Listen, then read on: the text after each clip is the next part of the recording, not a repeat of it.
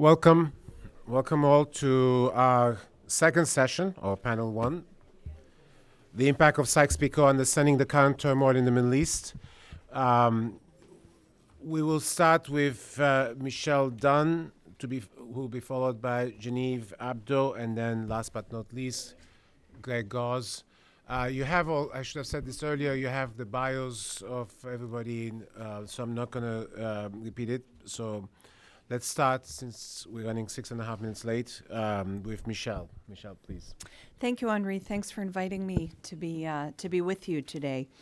So I'm going to start with some broad thoughts about why this discussion about Sykes-Picot now, and I don't mean just now. I mean, obviously we're here today because Henri and the Ottaways organized this and so forth, and it is an historical moment. But there's been a lot more comment on this in the media by scholars and so forth. It's really being the anniversary of Sykes-Picot. I dare say that the anniversary of most secret agreements, 100 years later, does not excite as much comment as this one, right? So why is that? Clearly, the discussion about Sykes-Picot signals far more than the secret agreement itself, or even more than the more consequential agreements that actually drew borders and so forth that followed it. And I think Professor Thompson, in her opening keynote, set up some of those issues very well. I want to follow up on some of the things she said and bring it a little bit more into the present discussion. So just to start with a quote from Rami Khouri, the Lebanese intellectual journalist. He was quoted recently in The Economist about Sykes-Picot saying, well, lots of countries have strange borders. Yet for Arabs, Sykes-Picot is a symbol of a much deeper grievance against colonial tradition. It's about a whole century in which Western powers have played with us and were involved militarily. So we heard some of that before, but those of us who have studied the Middle East or have studied in the Middle East, we're hearing about Sykes-Picot all along, right? It was very much part of the discussions in the Middle East.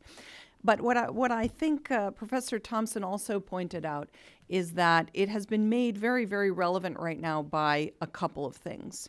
One of them is certainly the fact that ISIS has brought this very much to the fore, right? She indicated this briefly, but when ISIS announced the so-called caliphate in June of 2014, they had basically a public campaign about Sykes-Picot, the end of Sykes-Picot, a video that many of you might have seen, a Twitter campaign, hashtag Sykes-Picot over. And they were at pains to point out it wasn't just about erasing the border between Syria and Iraq, but that this was the first of many barriers in the Arab region and among Muslims that they aspired to erase.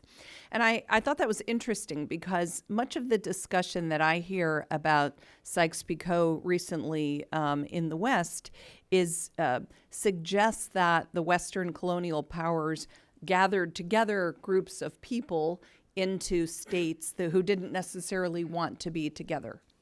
And divided up ethnic groups and gathered them together in different ways or whatever. Whereas when ISIS talks about it, they're really talking about what they believe should be one massive region that should not have been carved up into different nation states.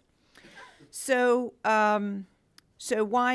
ISIS has very much put this on the table, which is, I think, one of the reasons why it's getting so much attention now. But there are other broader reasons that are related to what's going on in the region. One of them, of course, is this discussion about the fact that Western European and American influence in this region has been receding for many reasons. And it's not clear yet whether this is an absolutely permanent state of affairs, but I would say it's very likely that the influence of Europe and the United States is not going to return to at least the high water marks of that influence, right? Europe before World War II, the United States, perhaps particularly in the 1980s through the 2000s, in which the United States had so much influence in this region. And others have pointed out it wasn't always consistent. There were a lot of ups and downs in American influence at different times, and it wasn't all that we sometimes look back on it and think, crack it up to be now. But that so there's a change afoot. And then the other big change is that the Arab state system that was established roughly in the period following World War I and in independence for many Arab states from colonialism later on after World War II, that whole state system is now under threat. And this is not just because of ISIS, but of course because of everything we've seen happening since 2011. And the fact that that system is under threat, if not necessarily breaking up, but threatened in different ways, I think has led a lot of players, including us in the West, to be introspective about our own role there. And lots of discussion about things far more recent than Sykes-Picot, the invasion of Iraq, and so forth. But I want to make a couple of observations about these things. Okay, so first, yes, we see, the influence of the West in the region, in the Arab region, receding and being less than it was. However, I don't think that means the era of outside players carving up zones of influence and outside players privileging some indigenous actors over others is over. In fact, what we see is a multiplicity of actors doing this. Some of them from the region. We've seen the very, assertive role of Saudi Arabia and the Gulf states in the region in different ways. Turkey at certain times, Russia in Syria, and so forth. So while it might be the case that the United States and Europe find themselves less able, and this might be a good thing or a bad thing, less able to exert influence in this region, it's not necessarily the case that people in the Arab region within specific countries are able to control their own affairs. They still have outside players of one kind or another coming in. And then the other issue is regarding the failure of the Arab state system. Look, I mean, there are different ways to look at this. Right now, the sort of the thing of the moment because of Sykes-Picot is to look at borders and whether lines were drawn in the wrong places, gathered together people who shouldn't have been, divided people who should have been left together, etc. But I think there's something else that is going on here, which is, first of all, I think there's a global phenomenon of the relative empowerment of individuals and sub-state actors at the expense of states. And we've seen that play out in the Arab region in a particularly dramatic way because of a couple of things. One of them is the demographics of the region, the youth bulge of the region, which is often associated with instability and change. It can be change in some ways for better, economic growth, but it can be change for worse. And unfortunately, in the Arab region right now, it's driving instability. And why is that? It's about a failure of governance as well. And I think it's good to look back at the legacy of European colonialism, as well as the legacy of American involvement in this region, and what we all might have done at different times to contribute to or support or help to perpetuate poor governance in the Arab countries. But I think that the demographics of the region and the poor governance, and I'm speaking here of for the most part, a failure of education, very much identified in the Arab Human Development Reports, the failure of any kind of equitable economic opportunities, as well as failures of allowing for freedoms of expression, association, and so forth, and political freedom. These kind of failures of governance, I think, are every bit as much to blame for the fact that the Arab state system is under threat right now. That doesn't mean that it's over, but that it's very much challenged. And I think the resurgence we see in authoritarianism, in repression, the struggles of Arab states among themselves, and so forth. These are signs of weakness, not of strength, of the Arab state system. Okay, thank you, Genevieve. Good morning. Thanks very much to the Wilson Center and also to Henri for the invitation. I think that the two previous presentations have led us to, I guess, my topic, which is religious minorities and religion, in many respects. As Michelle mentioned, the decline of sort of the state structure, not only since the Arab uprisings, but long before that, as we saw from the 1970s, is certainly one factor. Another factor, I think, has been that this whole idea of colonialism and the role of foreigners, as she mentioned, in the Arab world has been eclipsed by the role of religion. And I think that religious identity in many ways has become even more important than what it is to be a Bahraini, what it is to be an Iraqi, or what it is to be a Lebanese. So as the nation state, to some degree, has lost its relevance, other identities have come to the fore to take its place. And I think another factor that has led us to the issue of religion is also this competing idea of actors. There's non-state actors now that have become far more important than states, as we know. And of course, this is where ISIS plays a role in this. So there's a lot of competition now for power that didn't exist before, with the decline of the whole idea of the nation state. And I think that this idea also of redrawing borders, as we mentioned from the video, is really a misnomer, because I have not found in my research, and I'm going to speak more specifically about the Shia-Sunni conflict and also the Sunni-Sunni conflict, that this is even an issue that people discuss or talk about. It's not particularly relevant any longer. It's what Sykes-Picot represented. What it represented was imperial power. What it represented was the empowerment of minorities that certain Islamist groups believe never should have come to power in the Middle East. And of course, that's where we see in Syria now, and also Iraq is another example of this. And so I just want to begin by talking about why there is this religious conflict. And it's more a sense of not necessarily a result of Sykes-Picot. I mean, the conflict between Shia and Sunni Muslims, as you know, has been going on for many centuries. So, and the reason I believe that it has escalated, say, over the last 30 years, is basically because there were two, I think, major events that came together almost at the same time. And I wanted to go back to the 1970s before I get to the present. And those very, very relevant and important events, one was the Iranian Islamic Revolution of 1979, and the other was the development and evolution of the Muslim Brotherhood in Egypt. So you had two very powerful forces trying to define Shia Islam on the one hand and Sunni Islam on the other. And they both had a lot of resonance outside their borders. In the Iranian case, of course, Shia in Bahrain were empowered by this because, of course, it was a Shia theological state. Khomeini created basically a radicalized version of Shiism because no cleric in Shia history had ever run a state.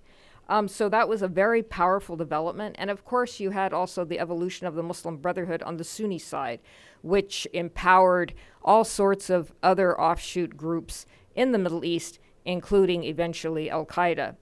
So that, I believe, was a very important event that evolved into what we're seeing today. And there have been, of course, very many peaks and wanes as the states have declined in power and as Islamist groups have increased in power. And that sort of brings us to the Iraq War. And as we were discussing last night, again, it's a bit misleading, I believe anyway, to sort of claim that the Iraq War led to the enhancement or the of religious identities in the Middle East. Obviously, this has been going on for a long time. Obviously, Christians were persecuted in Iraq, and this was a result of some of the sort of conflicts among the Muslim Islamists. However, this had a long history.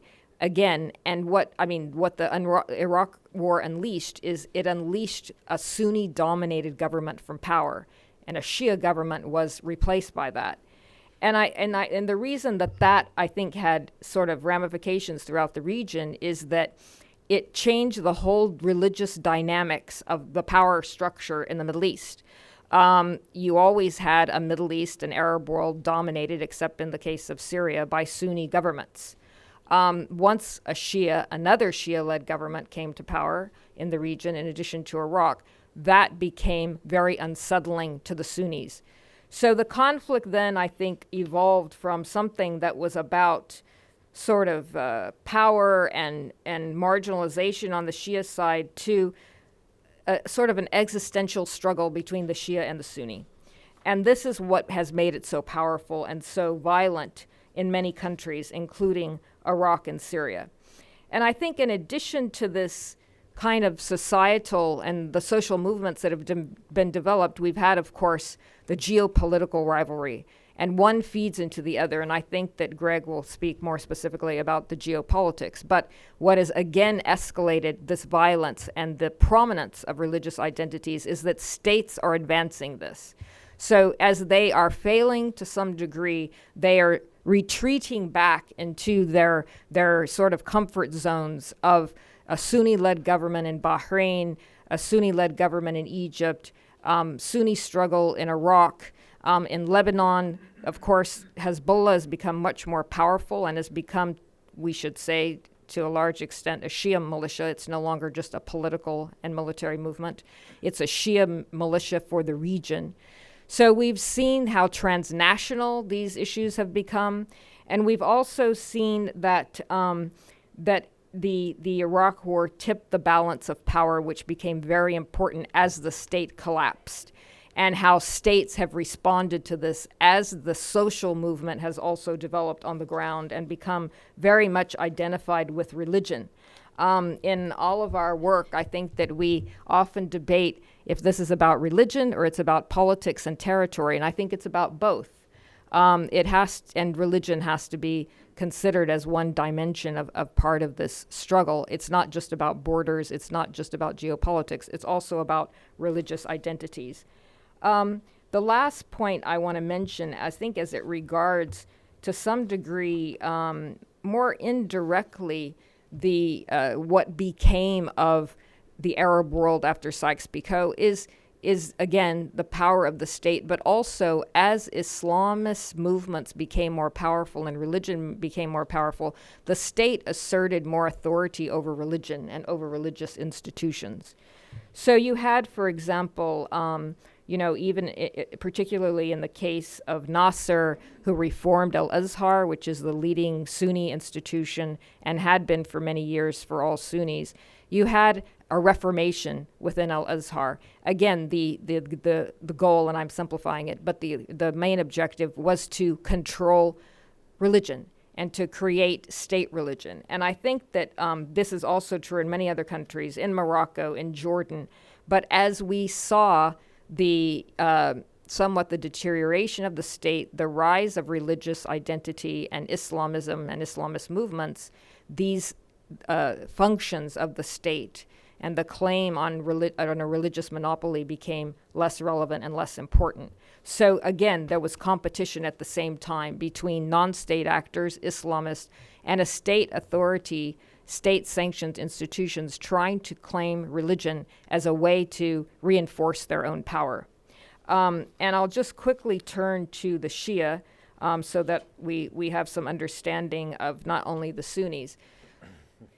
At the same time, I think that we talk about the deterioration to some degree, the instabilities of Sunni states. We have also seen the rise in power of a Shia state, and that is Iran, in the Arab world. And this has, I think, been a considerable factor in how the Shia have been perceived by the Sunnis, how religious identity has become much more important. So as the Sunni states became more failed states, collapsing states, Iran has stepped in to fill that void. And I think that we see this in particular with the Shia militias that have now been, developed in Iraq. What began as the Shia militias in Iraq existed even during the U.S. invasion, so I don't want to sort of mislead you to think that they're only a recent phenomenon. However, after Ayatollah Sistani, who of course is the leading spiritual figure in Iraq, after he issued a fatwa in 2014, right after ISIS in takeover of Mosul, he called for militias, religious militias, to basically step in where the state was not. So he felt that because the Iraqi military, because the Iraqi state was not strong enough to combat ISIS, that there should be religious militias. But what happened as a result of this fatwa, even though if you read his fatwa in Arabic, he clearly states that this is a call for all Muslims, it's not just Shia and Sunni. But what happened as a result of this is that it was only the Shias primarily who answered this call, and they became quite violent and extremist and are now, for the most part, very influenced by the Islamic Revolutionary Guards in Iran. So again, you have strong Shia state of Iran and sort of declining states, or at least the declining Shia state in Iraq that are sort of competing for power in Iraq at this time. So I will just close with just one final note, which is that even though I've described this growing social movement, religious movement, the threat of the state still exists in the Arab world, I believe. And I think that, as Michelle mentioned, this competition will go on for this foreseeable future. So I think that we will see this we will see still the competition between the sort of conception or perception of the secular state with sort of the religious-based social movements for the foreseeable future. And those religious movements, as we know, have varying degrees of extremism. Thank you. Thank you, Genevieve. Greg. So everything interesting about the Sykes-Picot agreement has already been said, but it hasn't been said by me. So here we go. I guess the question that really animates us here is, are the state entities created by European colonialism in the 1920s, not by Sykes-Picot, we saw the map, not by Sykes-Picot. I always downgrade my students when they talk about how Sykes-Picot drew the map of the modern Middle East. No, it did not. Professor Thompson made that absolutely clear. So Sykes-Picot, what does Sykes-Picot mean? It means perfidy, right? It means lying, the lying of the outsiders, right? And it means the control by the outsiders. So that's what Sykes-Picot means, but certainly in the Middle East. But I think the question for us in the imperial capital is this, right? Does this mean, is what's going on in the region now, does this mean that the territorial dispensation that was bequeathed to this region by the colonial powers back in the 1920s, is it about to collapse? Are we going to see a grand redrawing of the borders of the Middle East? And the short answer to that question is no, we are not. Right? The real story about what's happening in the Middle East, as both Michelle and Genevieve said, is less about borders, and it's more about the decentralization of authority. Right? Now, this did not begin with the Arab Spring or with the rise of the Islamic State. Right? The Lebanese government has not governed Lebanon since the 1970s. Iraqi Kurdistan has been an autonomous, de facto independent actor since 1991. Right? But in neither case, neither as a result of the Lebanese Civil War, nor as a result of the de facto partition of Iraq, have we seen formal borders change.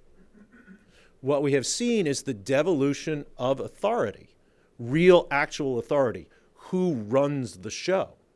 We've seen the devolution of that authority, right, to sub-state actors. And that is what we are seeing increasingly in Iraq, not just in the Kurdish areas, and that is what we are, of course, seeing in Syria. So what we're seeing is not the changing of borders, it's the changing of real de facto authority on the ground. And this is not something that just started a couple of years ago. Right? This has been going on in the Levant, in the Mashriq, for some time. So if de facto authority, right, does not correspond to the de jure borders of the region, why don't we see a change in those borders? It's because almost no one has an interest in that change. Almost none of the actors involved, with a few exceptions that have been mentioned, right, have an interest in the change in those borders. I would say that of all the parties in the region, the group that has the most interest in the change in the de jure borders of the region are the Kurds. They would love to be independent, right? But they find no support for this from their external patrons. Right? The United States has been the de facto protector of the Kurdish regional government since 1991. So that's 25 years now, right? 25 years. And the United States has never supported Kurdish independence. We continue to say that we are committed to the territorial integrity of Iraq, even though as a de facto entity, in terms of control of its borders, of the territory within its borders, Iraq no longer exists. None of the parties in Lebanon wanted to create independent statelets within Lebanon and seek a seat in the Arab League or the United Nations. Right?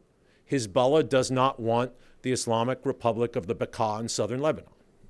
Right?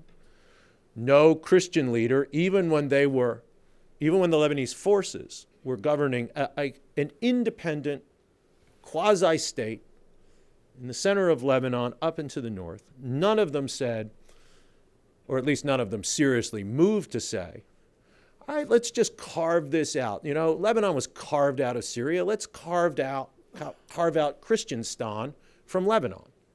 None of them said that. Right? Outsiders, including at certain times in his long career, the Vice President of the United States, advocated the partition of Iraq, right, into different states. But the Arab players in Iraq, Sunni and Shia, as far as I can tell, don't want that. I haven't heard many calls for the Republic of Anbar to be created. Right? And while Basra does in fact have a history of occasional movements toward independence, back in the 20s, there was actually an active movement for a Republic of Basra, right, of the Wilayat of Basra.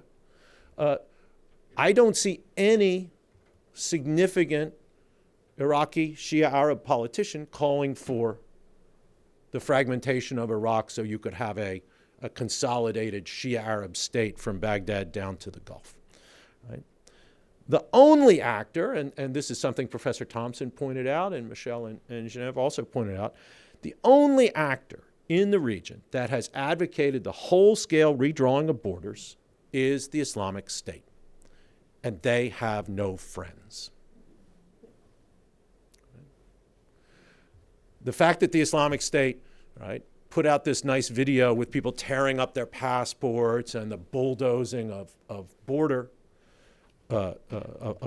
posts, basically just the only thing that did is give us the answer to the question that if a tree falls in the forest and no one is there to hear it, will it get a seat in the United Nations? And the answer to that question is no.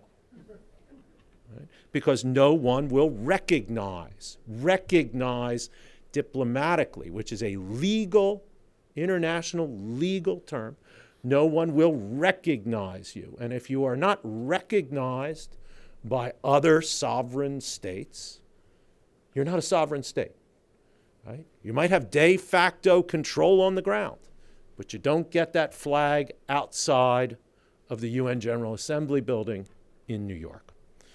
So let's compare, just very briefly, this period with a period when there actually was a real possibility of the redrawing of borders in the Eastern Arab world. And that was the 1930s to the 1960s, right? The age of Arab nationalism, which we tend to forget, right? There was a real prospect for borders to be redrawn. The Hashemites in the 30s had plans, right, for a Fertile Crescent, that a Fertile Crescent kingdom based from Baghdad, that had active support in Syria, in Lebanon, in Jordan, right? King Abdullah, the first King Abdullah of Jordan, had a Greater Syria plan that had active support from players in Syrian politics. Right? And Gamal Abdel Nasser, we tend to forget him, but boy, he was a guy, right? I mean, he actually did change the borders, briefly, but he did change. The United Arab Republic changed the borders of the Eastern Arab world. And, 1958, it was a close-run thing, right? The Hashemites overthrown in Iraq, Lebanon in turmoil, right? Jordan teetering. Jordan's always teetering. Just go back to the documents. You'll find out that's, I think somebody should write an article, Jordan, still on the brink. But that was a real prospect for the redrawing of borders in the Middle East, and it didn't happen. Why didn't it happen? It didn't happen because the borders of the Levant were, as we have heard today, they were drawn by outsiders. And no outsiders want to change them. No outsiders wanted to change them in the 30s. No outsiders wanted to change them in the 50s and 60s. And no outsiders want to change them today. I would also argue that precious few insiders want to change them today. The only two local players who want to change the borders are the KRG, right, the Kurdish Regional Government, which is understandably cautious about what it can do and about the prospects of a landlocked state with no friends and lots of enemies, and the Islamic State, which doesn't care that it doesn't have any friends, but doesn't have any friends, right? So don't look for a new map. The old map is going to stay the same. But and this comes back to what I think the real issue is here. Real de facto authority on the ground will not correspond to the lines on the map. That is something that has been true in the Eastern Arab world now for 25 years, for longer than 25 years if we go back to the Lebanese Civil War. And there's absolutely no reason why the ultimate disposition of the civil war in Syria and the civil conflict in Iraq will be very similar to that in Lebanon. That is to say, the lines on the map staying the same, but de facto control on the ground being decentralized to more local players. Thank you. Thank you, Greg. Let me start by the one point that you raised, Greg, and see if all of you would answer this. This question of decentralization. And this decentralization is not, we don't just see it in Iraq or in Lebanon, but it's happening elsewhere in terms of, and it has a lot to do with the ability or inability of the state to control. And in some ways, it's top to bottom rather than bottom up in many respects. And the question to all three of you is, to what extent the inability of the state to manage, the inability of the state to manage not just in its domestic politics, but also place itself in this new globalized world, that it cannot handle the forces of globalization or everything that, to what extent that has exacerbated both Sunni Shia tensions and ethnic tensions and just collapse of order, and this is not necessarily Sykes-Picot related, and in a way it's in contrast to Sykes-Picot. And I was wondering if you could talk a little bit about those, Michelle. Okay, well, I mean, just to maybe have an economic, in a way, take on that question, since you've raised the word globalization. I mean, look, all over the world, including right here in the United States, we're seeing a lot of fallout from globalization in our politics, and different groups of people who feel themselves to be winners and losers. But that's played out in the Arab world in certain ways as well. It's different in the Arab world. I mean, in a way, here in the United States, I think a lot of people feel that the global trade and so forth has caused such economic changes, social changes that have had political ramifications. In the Arab world, it's been more of a story of most of the Arab countries not participating very much in globalization, right?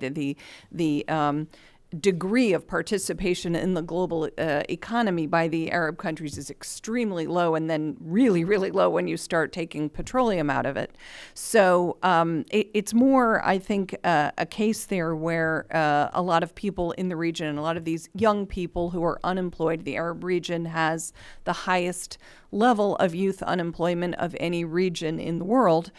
People feel that they've missed out, on employment, which probably would have required greater involvement in the global economy, and that's because in most Arab countries, the Arab state has been essentially hostile to the private sector. There are private sectors in the Arab countries, but they tend to be small, captive, cronyist private sectors from which many people are excluded. So that is one of the ways in which the inability of the state to manage globalization, which I guess was the question you posed, has led to instability.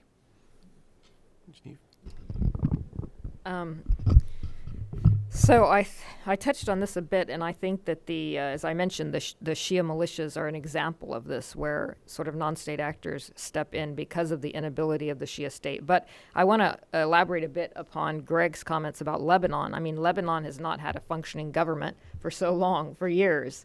No one understands really how Lebanon functions, but I mean, the inability of the state and the lack of a functioning government has created, of course, the sort of rivalry not only among Sunni and Shia, but with the Christians as well. And that's why there's no Lebanese president. I mean, because Hezbollah wants a Christian president that they back. Other parties want other Christian presidents that they endorse. And so I think that, this is why Lebanon is always, I guess, the question about Lebanon since the war in Syria has always been posed in the context of the Syrian war. Is there going to be spillover? Are the now 2 million refugees in Lebanon, are they threatening the state? But really, the state is at risk because it doesn't function. I think, and sort of the flip side of that is if you look at even Bahrain or Saudi Arabia, both countries of which, because they do feel this inability, or I wouldn't say inability, a threat by some of the religious minorities living in their countries, the Shia, of course, in Bahrain and Saudi Arabia, you have this very much tension, you have repression, you have violence, because the state fears its inability to govern.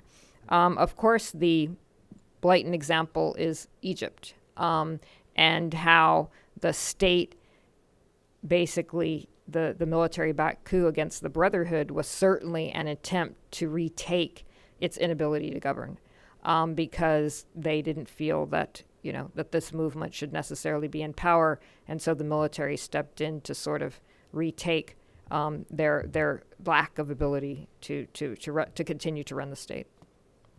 Great. Yeah, I don't think globalization has anything to do with it at all. States the states that have most integrated into the global economy actually seem to be doing quite well. You don't get state breakdown in South Korea. You don't have state breakdown in Southeast Asia, right? The places that have actually, successfully integrated into, an export-led growth economy, they're doing just fine. And I don't think globalization has much to do with it, even within the Middle East, because I mean we have this really interesting set of cases in the Middle East, where in some places the state has broken down or collapsed completely. And in other cases, we actually have states that continue to function, sometimes in an ugly way and in a fierce way, but they still basically control their territories and basically police their borders and basically enforce their law within those borders. So you have a Syria that's collapsing. You have a Lebanon where the state really hasn't existed as in any kind of Weberian sense since the 70s. But you have a Jordan, right, where the state, despite it being constantly on the brink, is still kind of running the show. You have a Saudi Arabia, which is extremely repressive, and nobody likes the Saudis, and everybody can understand why. But the Arab Spring comes, and the Saudis basically just keep rolling along.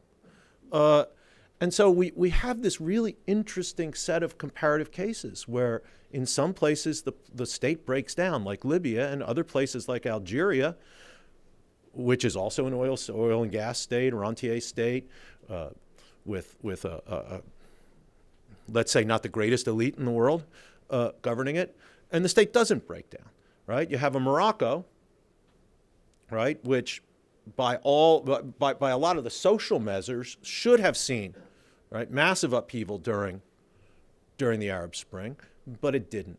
So I don't want to say that globalization, which is a phenomenon that hits everybody, has a really strong causal effect on the crisis of the state in the Arab world right now. I think the crisis of the state in the Arab world stems much more from the specifics of each of these places, as Michelle said, issues of governance, as I've said, the social cleavages within the countries.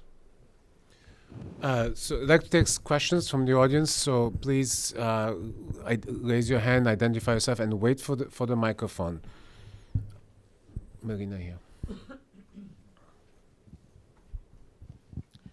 Hi, Marina Ottawa, the Wilson Center. My comment is for Greg. You talked about and this is really a footnote to what you said, but you talked about the lack of a demand for a Sunni state, except on the part of ISIS. But something which I only discovered recently, that shortly before the fall of Mosul to the Islamic State, the governor of Nineveh province actually approached this law professor who has been has done all the work on the Iraqi constitution on behalf of the Kurds. It's an interesting story in and on itself. Oh, this guy Brendan Leary? Brendan that guy? Leary. Yeah. And the Nujafi approached Brendan Leary, asking him to set up design a constitution for an autonomous Nineveh region comparable to the Kurdish region. So there have been, I don't think Basra has gone that far ever, but certainly there have been other instances in Iraq of areas that want to become autonomous region. And it's not a change of borders, but certainly a change of the structure of the state. Do you want to collect, or do you want me to? No, answer. No, I mean, sure. I think that the pressures that Iraq has undergone since 2003, really since 1991, the imposition of the sanctions, the loss of the war, and then the character of Saddam Hussein's governance during that period between 91 and 2003, and then the destruction of the Iraqi state as a conscious act of policy by the United States, not a fit of absent-mindedness. We went in and consciously destroyed the Iraqi state, thinking that we could easily rebuild it. Lots of people in this town thought that we could do that. Yeah, I think that the pressures that these local, especially Sunnis, feel completely cut out of all of this stuff. Yeah, I mean, I think that living through that leads you eventually to say we got to have some kind of arrangement, and the Kurds seem to be doing better. Maybe we can do better. So yeah, I mean, I had heard, not the specifics of bringing Brendan Leary and so successful in his other ventures in Iraq, but there was talk about let's get an autonomous province, let's have a Sunni autonomous province. Interestingly enough, though, for me, never, let's break off from Iraq and become independent. It was always kind of within this constitutional framework of Iraq, which even under this extreme pressure, Sunni Arabs in Iraq kind of can't imagine not being Iraqi. Some of them can, and they join the Islamic State. But the vast majority of them kind of can't imagine not being Iraqi. Kurds can imagine not being Iraqi, right? But Sunni Arabs out in Anbar and Baghdad, they kind of can't imagine not being Iraqi, at least so far. Can I make one comment? Yeah. And I think even the Shia also can't imagine not being Iraqi. And I think that's, I did some research in Najaf and Karbala recently, and that was the point that was very clear, particularly within the clerical establishment, is that they don't approve of Iran's intervention in Iraq. They don't consider themselves Persian Shia. They are Arab Shia, and they're Iraqi Shia. So.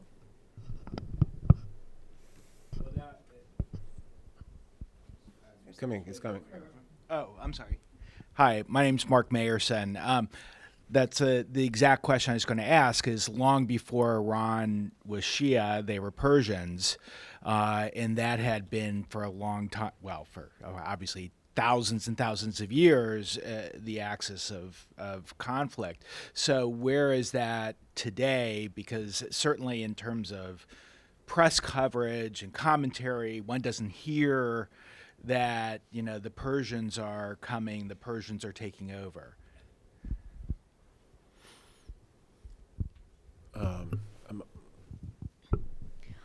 Amal Modelleli, Wilson Center. As some would know, that I'm going to disagree on the Lebanese issue. I don't agree that there has not been a Lebanese state since the 70s. I mean, after the civil war, yes, there was a chaotic period. And then from 1992 till 1995, you had a state, you had to rebuild the country, and then you had a problem when Hariri was assassinated. Only the last 2 years, we've had a problem of governance. Basically, there is no functioning government because, as some said on the panel, Hezbollah has been blocking the government. So it's basically an outside power that is preventing the state from functioning. Hezbollah is an outside power in Lebanon? Iran is influencing Hezbollah to block the government. And sometimes people say, let's go negotiate with Iran to have a president. So I would really take an issue with saying there is no state. And the example I will give is the last 5 years of the Syrian crisis. Everybody was talking about spillover and Lebanon is going to collapse and Lebanon is on the brink, as still on the brink, and nothing happened, and it's really stable. So I don't think we can just dismiss Lebanon as no state for since the 70s. But my question is about identity, about the Sykes-Picot. Do you think that we are not giving Sykes-Picot credit for the building of the national identities in these states? Because I don't think you can find any Lebanese or a Syrian or Iraqi that will say I'm a Sunni or a Shia before they say I'm a Lebanese or Sunni or Shia. You want to take that?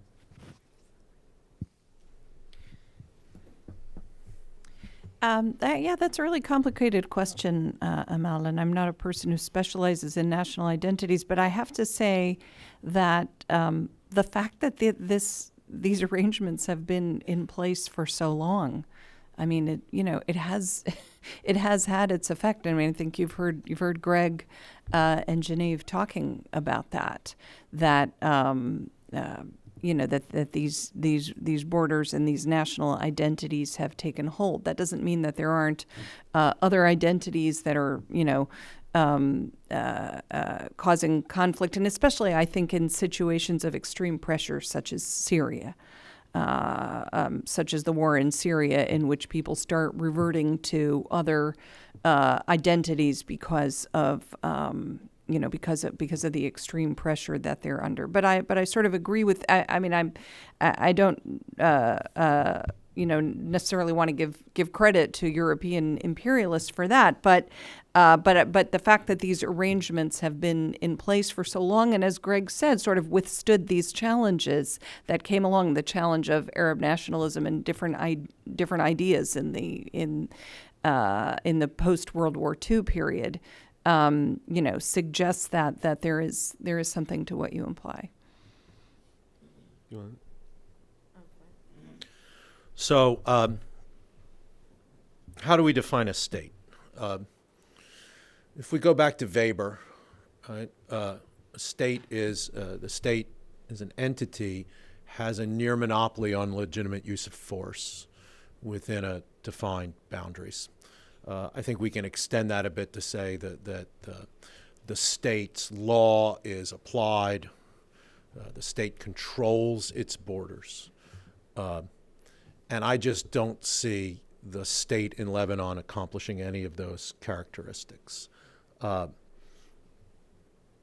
state in Lebanon didn't declare war in 2006, right?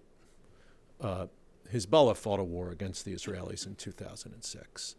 When the Lebanese state wanted to exert its authority over the airport in Beirut, Hezbollah occupied downtown Beirut and vetoed that desire.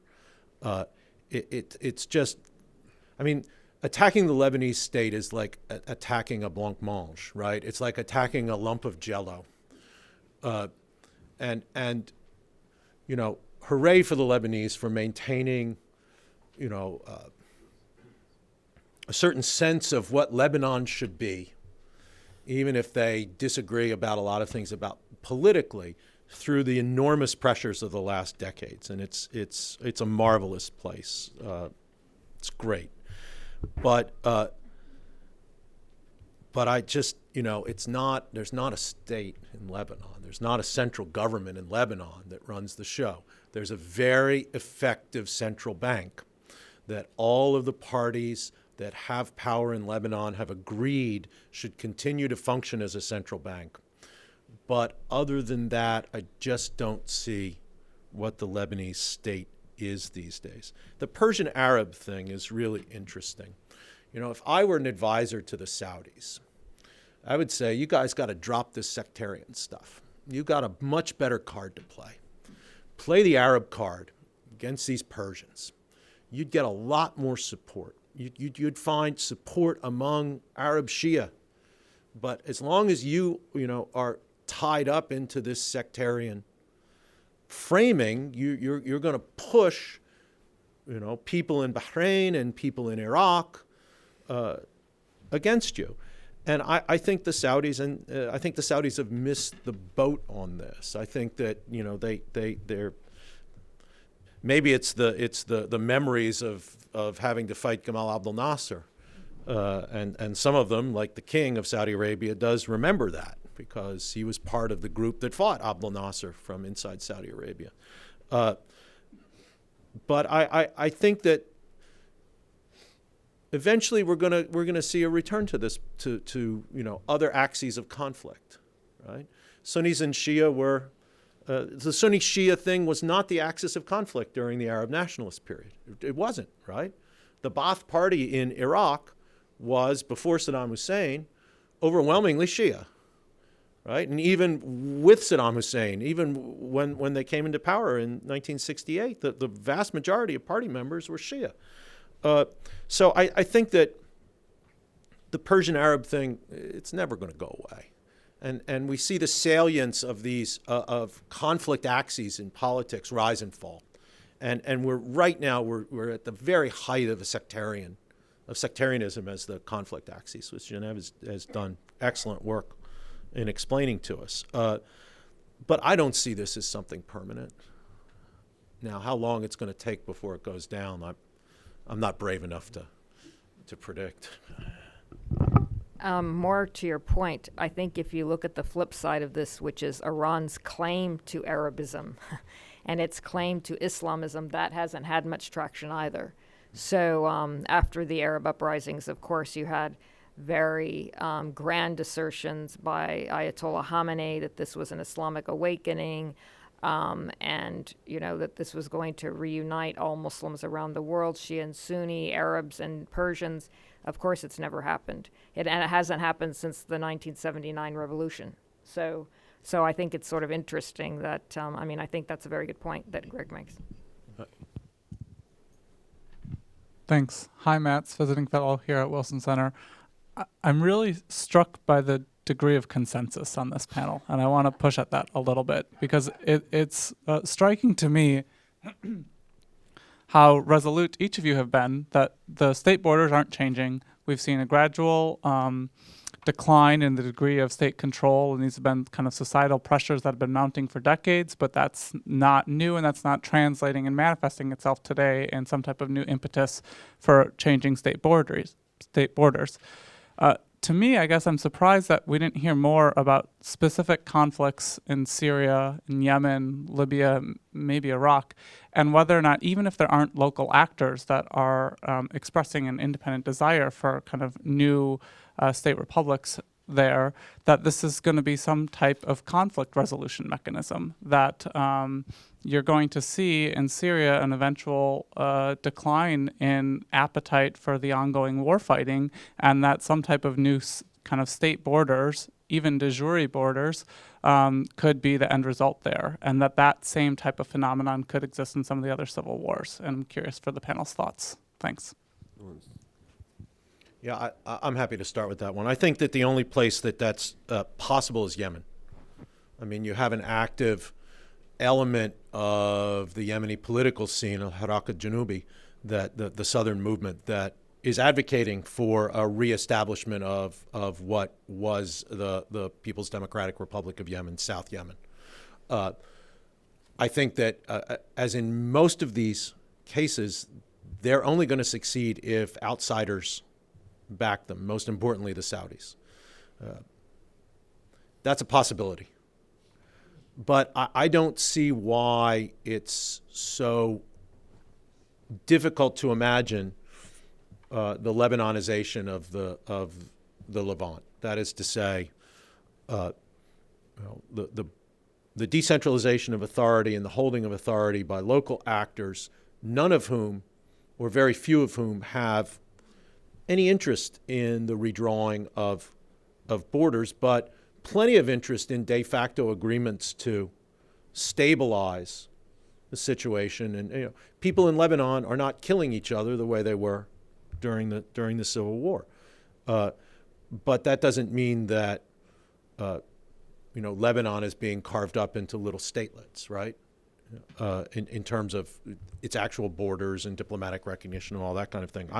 I really do see the Lebanonization of the Mashriq as where we're going to be over the next decade or two. I think we're already there, frankly. Yeah, just to add a thought about that. I mean, I think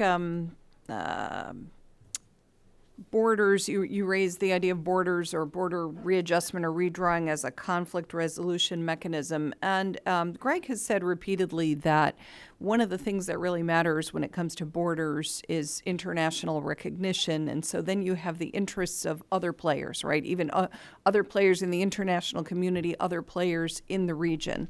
And, with the possible, I mean, we will see where things go in Syria. Unfortunately, it seems that we're only part way into these conflicts, right? I mean, and that we're not really at a conflict resolution point with most of these conflicts in the region yet. Although there are talks, whether for Yemen, Syria, or Libya. But I mean, let me take Libya as an example, right? And certainly there's been a regional divide in Libya and so forth. But at this point, I think we're still at a place where the external actors who are exerting influence, who are backing proxies and so forth in these conflicts, they're still in a winner-take-all mode, right? They're still hoping. I mean, Egypt, for example, backing General Haftar in Libya. But they're still hoping that the party that they're backing will eventually exert control over all of Libya, and that there won't have to be a partition. It won't have to just take a part of it. Now, all of this is dynamic and can change over time, but I think, that's what we're saying, that we don't see, for the most part, there is an interesting dynamic, I think, with Russia and Syria and this discussion of useful Syria and whether some parts of it might be, but it might be also what Greg is talking about, a kind of decentralization more than an actual partition. These things are still in play, and they could change as these conflicts, unfortunately, if they wind on year after year.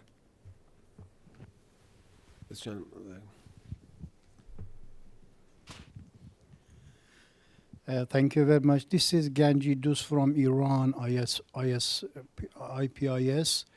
I have one comment with regard to the effect of globalization. I think that is, in my view, that's the number 1/4 of change in the Middle East.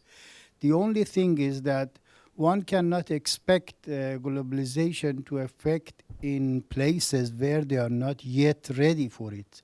If we take it as like a new air that is coming to a society, when there are people in a place, there are people who are almost dead or not ready to breathe, you cannot expect them to enjoy this air.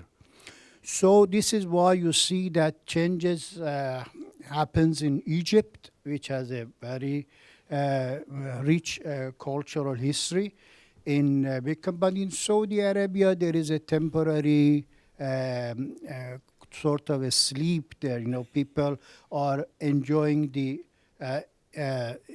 money that they have from the oil, so they cannot be very. They can be careless about the. To have reaction toward globalization. Do you have a question, please? Sure. Do you have a question? Yes, I want to say that, have you seen this point also in this regard? And also with regard to the Sunni Shia, it's not only the matter of the name of Sunni and Shia, that it is the context that one has also to look at.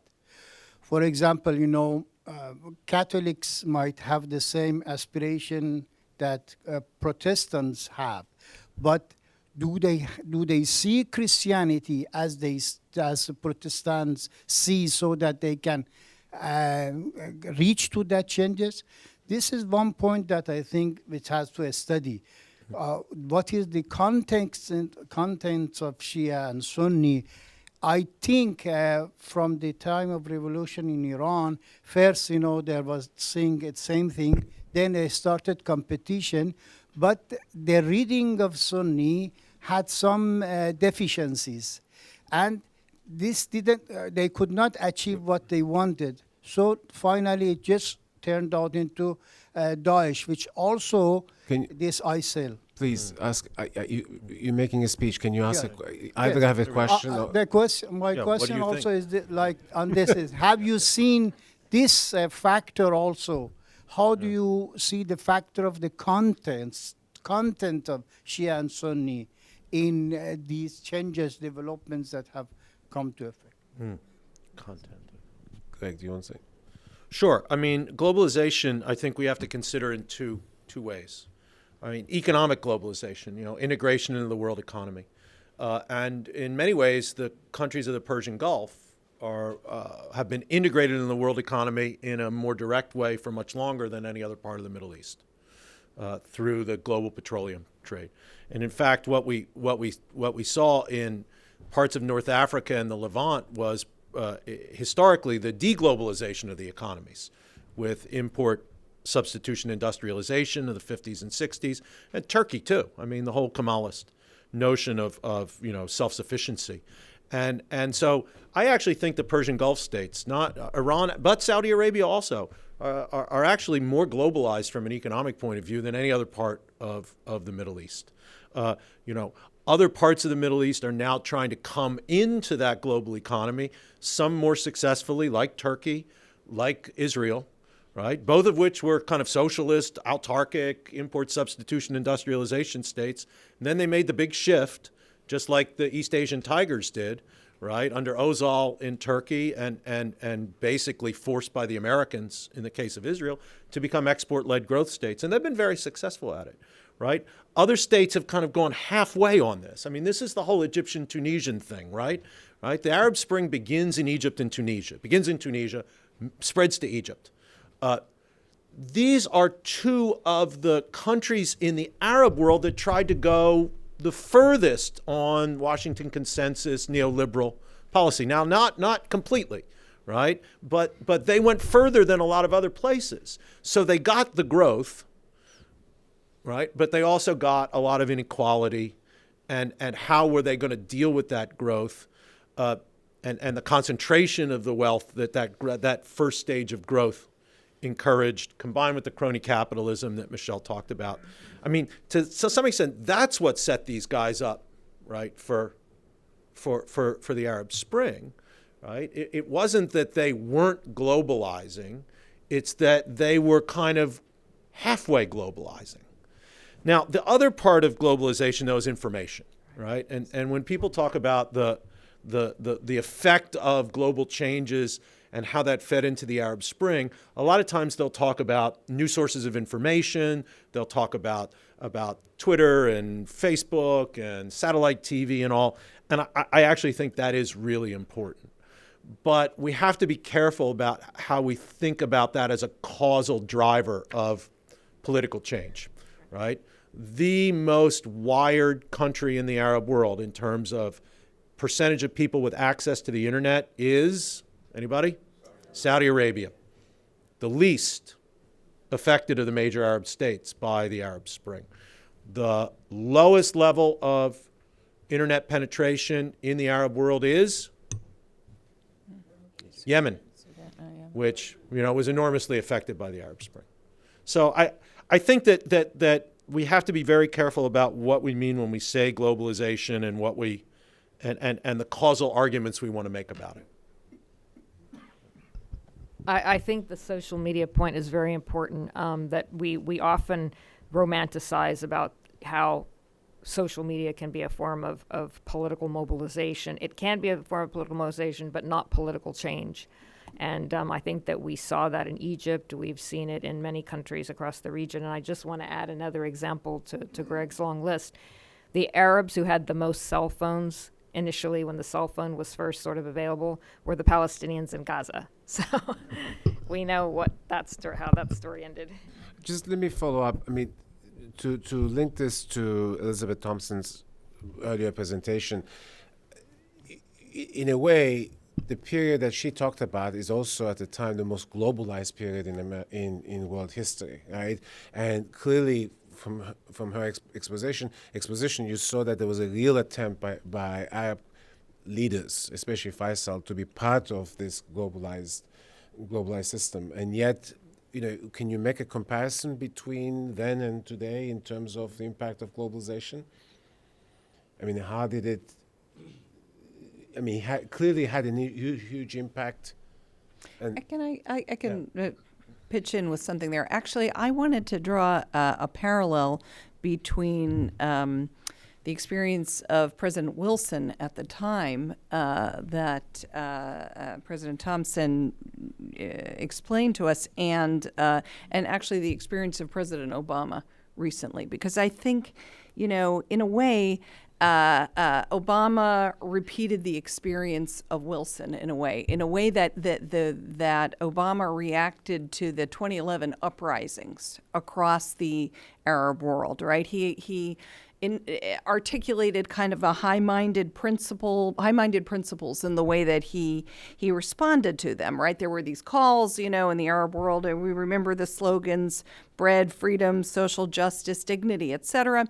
And the policy that was developed in the Obama administration in the first year or two was to have an emphasis on promoting good processes, building of institutions, et cetera, right? I mean, we saw that in the way that Obama dealt with various countries, Egypt, Libya, et cetera. He resisted sort of picking winners and just backing specific actors. And he said, no, let's be in favor that, if these countries are going to undergo change, then and they say they want to undergo democratic change, then the United States will be in favor of. Now, whether or not he put enough energy behind this or whatever is a totally different question. But he eventually did the same thing that Wilson did.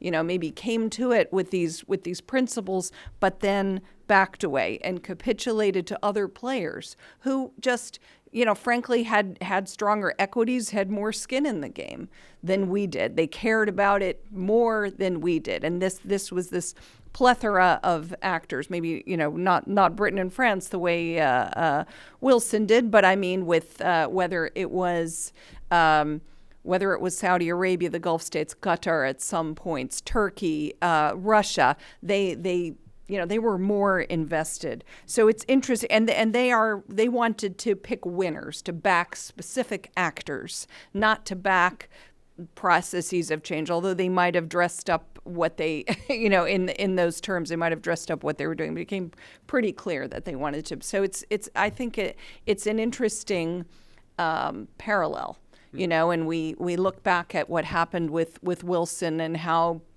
the region how things might have turned out different had Wilson's idea prevailed.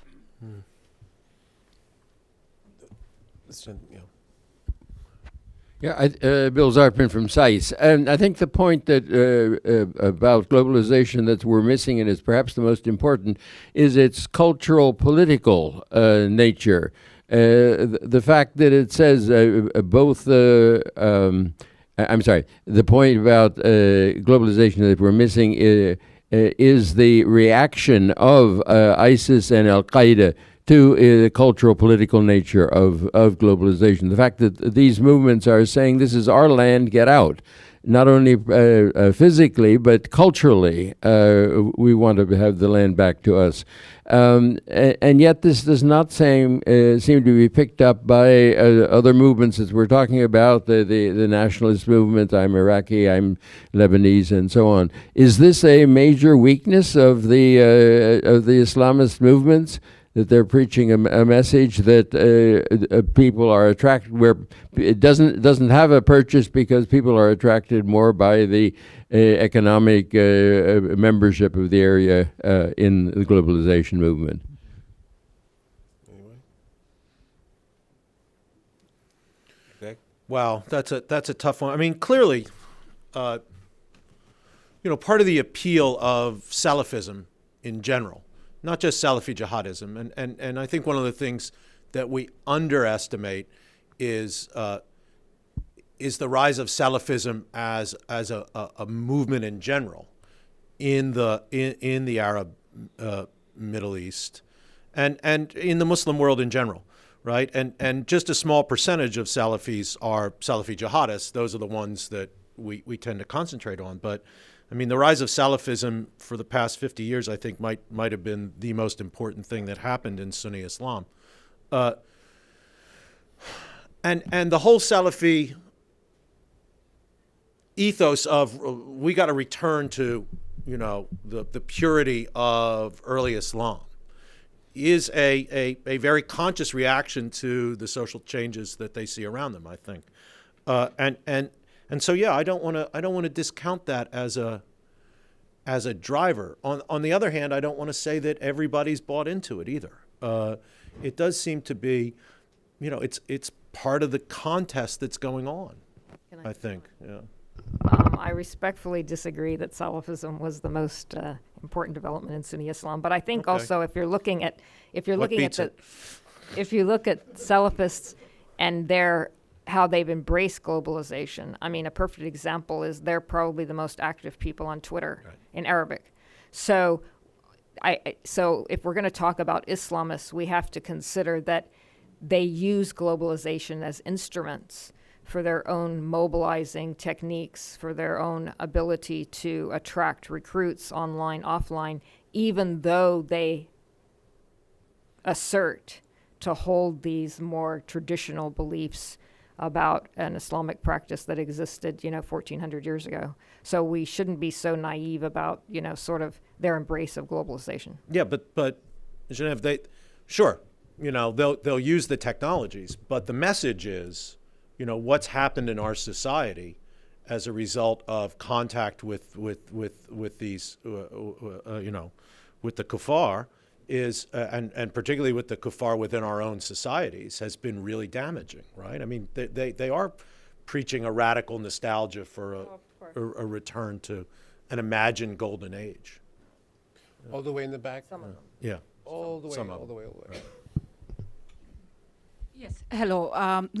I'm just surprised that you have Can you not identify brought yourself? in.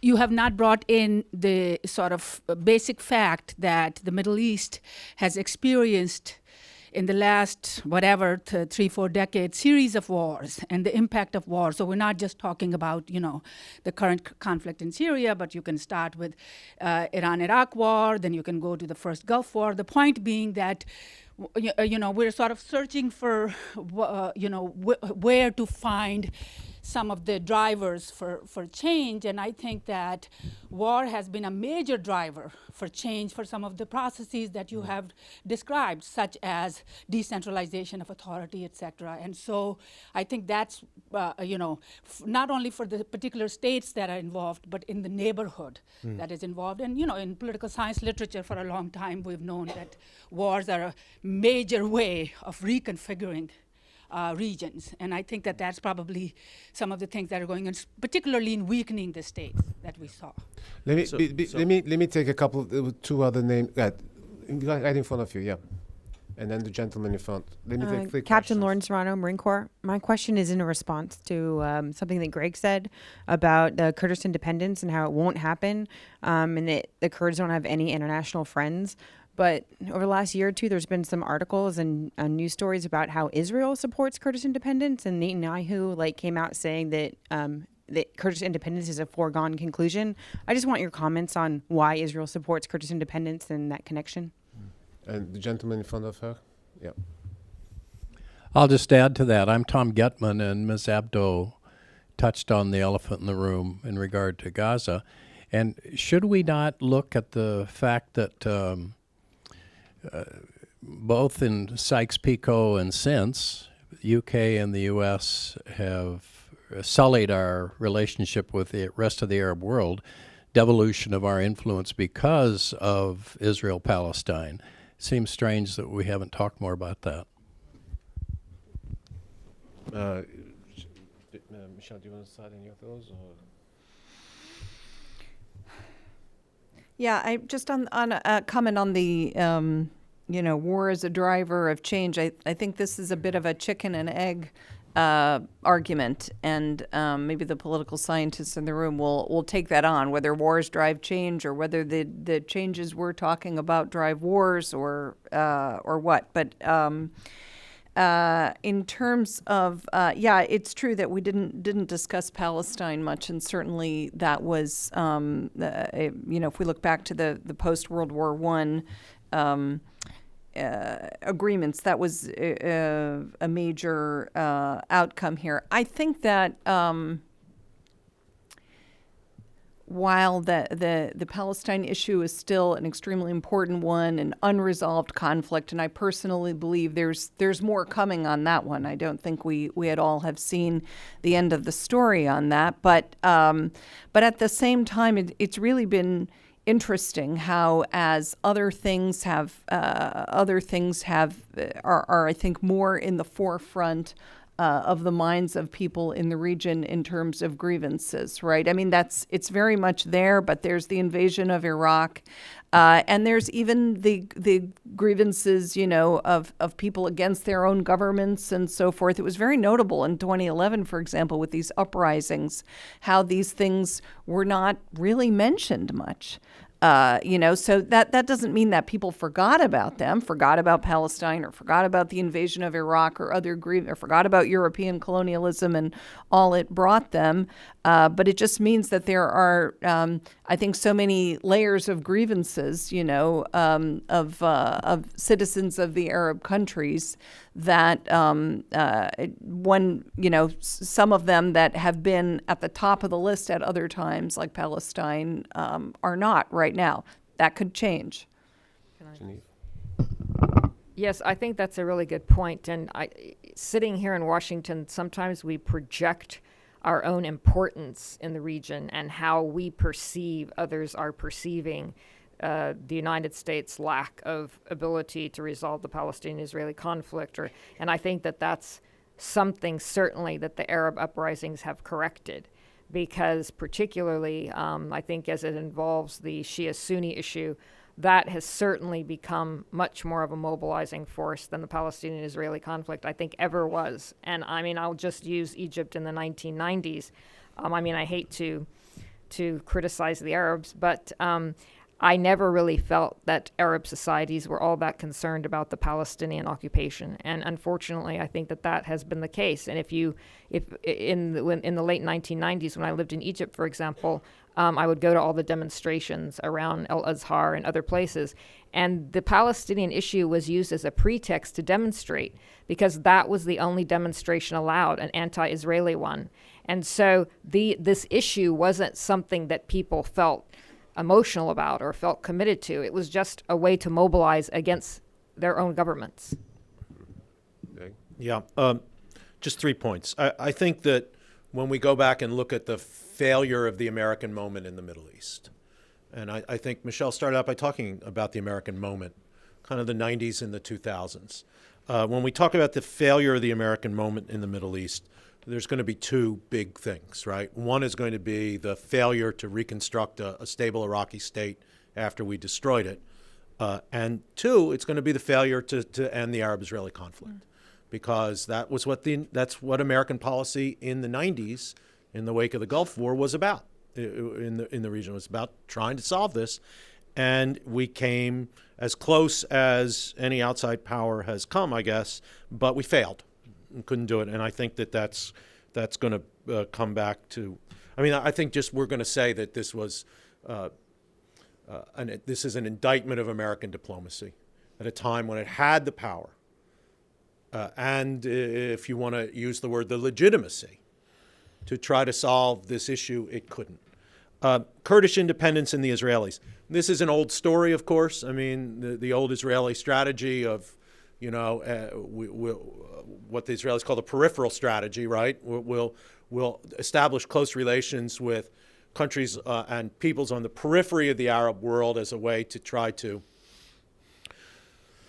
divide the attention of Arab militaries and Arab societies toward the Arab-Israeli conflict. So the relationship with the Kurds goes back quite a ways, certainly in the 70s when the Israelis and the United States were actively supporting Kurdish uprisings in